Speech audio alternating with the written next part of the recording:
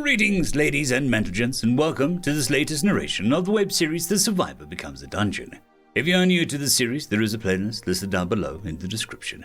And as always, I hope that you enjoy. Lugosi Point of View. It had been a long few hours, but Vidmore had fulfilled his end of the deal.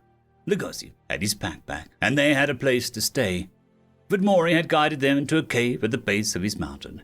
It was wide, an open cave with a single narrow entrance.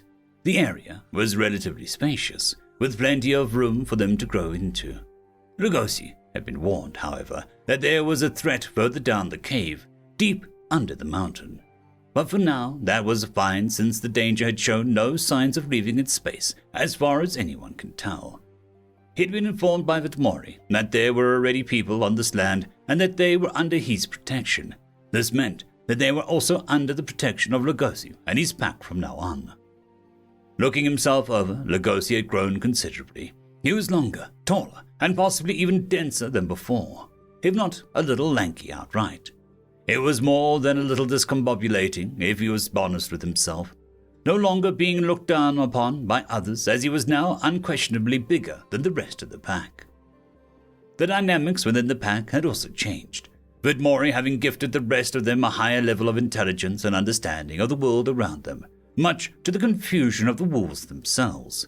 With most of the previous leadership dying and wishing to stay dead, many of the younger generation had to rise and take their place. A lot of it was settled with simple discussion. Who would be guarding their new den now? Who would go out on patrols and things like that? Lugosi was obvious choice to lead the general day-to-day. Still, as she-wolf had also stepped up from the rest, deciding to lead the group from the den while Lugosi more directly manages whatever happens beyond the den.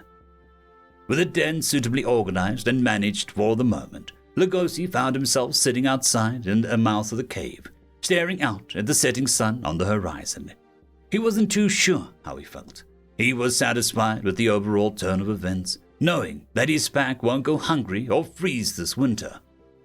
Though he couldn't help but be melancholic over the death of his father and the other elders.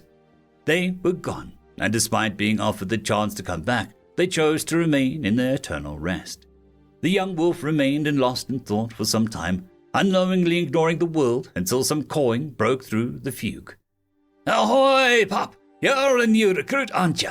The bird curls out, fluttering in close before landing on the dirt and gravel close to the wolf. "Call me Jack, Captain Jack Sparrow, and I'll be the one watching from the skies for Vidmore." Jack mused cheerfully enough before stepping closer as he looked Lugosi over. "Have you gone and met the people yet? That's a rather important aspect of the new role, after all, especially after one of theirs got hurt while being chased by yours." Lugosi just, he stared at Jack, not exactly paying attention to the words coming out of the beak, much to the confusion of Jack as the wolf seemingly sniffed at the bird and stared some more absently. "Hey, knock it off, you're freaking me out!"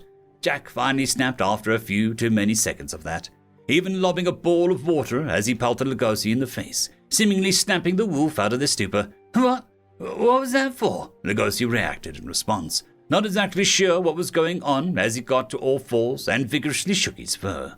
Though, after another moment or two, Lugosi finally collected himself as he looked back over at Jack thoughtfully.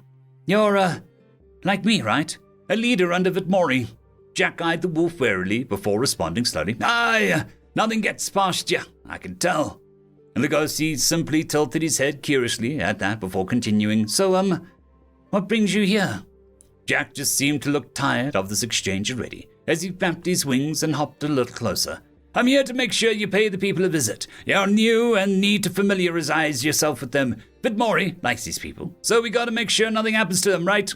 "Oh, right, of course, sure, yeah. If you don't mind guiding me, that would be great, but, would they even want to see me? We tried to kill some of them after all." Lugosi couldn't help but let his ears droop with concern, even if Vidmore put him in this role. It's not like those people have to accept him for it. Jack seemed to nod slightly in understanding before flitting over and landing on Lugosi's head. "Well, you can sit here and wallow in anxiety over your bad feelings, or you can go over there and get introductions over with." Jack let out a low whistle before looking down into one of Lugosi's eyes. "I can guarantee at least one little girlie will be happy to meet you. Don't worry all too much." Lugosi looked up with his eyes while making sure to keep his head steady. Are you sure? Well, all right then, if you say so, he replied hesitantly, before getting to all fours again, while Jack hopped down from Lugosi's head and rode along his back. Lugosi, in turn, looked back into the den and barked a couple times, calling for some others as the she-wolf emerged with a couple other wolves from the pack. Jack looked over the other wolves curiously before flapping his wings as he took to the air. Come along, newies, follow the birdie. Jack called out mischievously as he went ahead, the wolves soon taking off after him as they headed towards the people. Isak, point of view. Come on, where's that stamina you humans are so proud of? We only just started. Xanatul teased with a throaty chuckle as she watched the teen human lay flat on their back. Isak groaned in response, not even bothering with words as his chest rises and falls noticeably.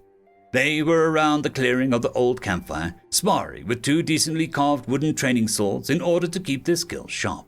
Well, it was more along the lines of Xanatul using Isak as a sparring dummy, whereas Isak did his level best to fend off her heavy strikes by parrying and dodging where he could.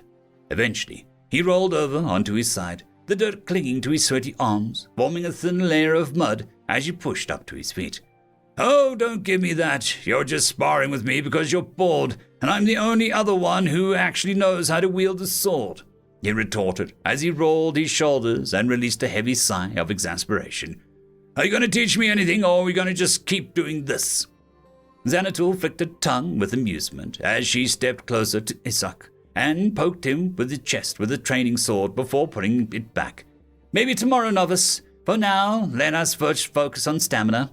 With that, she tapped Isak on the head before taking a few steps back, readying herself while Isak reluctantly got into stance as well. Isak was about to take the first swing when the ecstatic cry of a usually quiet child shouted out, Puppies! Og, the adorable little dwarf, calls out, her little legs quickly carrying her across the clearing. Stopping short of the first swing, Isak pulls back to turn to look at the excited little dwarf, only to freeze up instinctively as the puppies turn out to be a group of splitter wolves, led by a massive wolf that could easily tower even over Shepherd Zassiter if it stood on its hind legs. Isak only felt the tension in his lower back release once he spotted Jack, the bird with the red bandana riding the larger splitter wolf's head. Geez, I don't think I'll ever get used to seeing docile monsters, he murmured over to Xanatul as he set the training sword down and dusted himself off before approaching the forming crowd around Jack and the splitter wolves.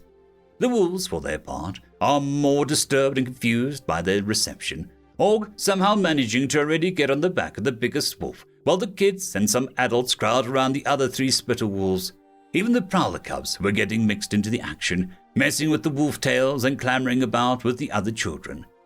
Isak once again decided to observe the situation from afar as he watched Shepherd Zassiter approach, the crowd mostly breaking apart to allow him to pass, even though Og remained on the big splitter wolf's back.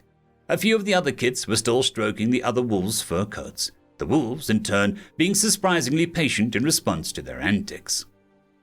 The shepherd greets the wolves and Jack warmly with a fanged smile before speaking up. Welcome, Jack. I see we have newcomers. Are they also in Vetmori's service? The shepherd asks, knowingly. It was apparent even to Isak, though the casual glance at the ring of green had distinctly formed around the largest wolf's right ear, in stark contrast to the earthy grey dappled coats the wolves currently had. Jack was the first to respond as he tweeted out loud, That's right, shepherd. I bring you Lugosi, the defender. He presented dramatically. Though, at that, the wolf's large ears seemed to drop back anxiously when it surprisingly clears its throat. Hello there, yes, I'm Lugosi. It is a pleasure to meet you all. I hope there are no hard feelings about earlier. We were just simple beasts before, starving and desperate at that, he explained as he looked around the crowd of people, before clearing his throat again. Vetmori has given us another chance at life, and we shall take to it proudly. We hope to live alongside you all peacefully and be there for you in any more danger were to come this way. There were some hesitant murmurs amongst the adults in the crowd. Still, the children seemed to pay that no mind as they go about petting the smaller wolves, the wolves seeming to enjoy the gentle touching as tails start to hesitantly wag under the attention. The shepherd seemed to smile warmly at that as he looked amongst the others. If Edmore saw fit to bring you into our community, then I, for one, wholly agree with his choice. After all, Edmore is a powerful and experienced warrior. Through his wisdom, we were brought into safety despite our circumstances, and through his mercy, we have been protected. I personally welcome you, Defender Lugosi. May we have a fruitful and prosperous future together. He enthused, holding out his scaled hand for Lugosi. The wolf, in turn, took a moment before lifting a paw to Zacida's hand, meeting it as the shepherd shook them. It was at this moment the children decided to pay attention again, as Og was the first one to cheer, "Yay! Welcome, puppies!" The other children followed suit in their cheering as the adults dispersed, and the shepherd walked off murmuring with Vitissa as she seemed to grab his attention again. Xanatl piped up from beside Isak as she flashed a toothy smirk. "Well, that was something. Anywho, you've rested long enough. Back to it," she mused as she draped an arm around the teen and began dragging him off towards their training area again, while Isak responded with an exhausted sigh. End of chapter. There is a new legend on the horizon. Blueberry Cat has taken the T6 Patreon spot. Thank you very much, and I'm sure that I speak for everyone when I say that.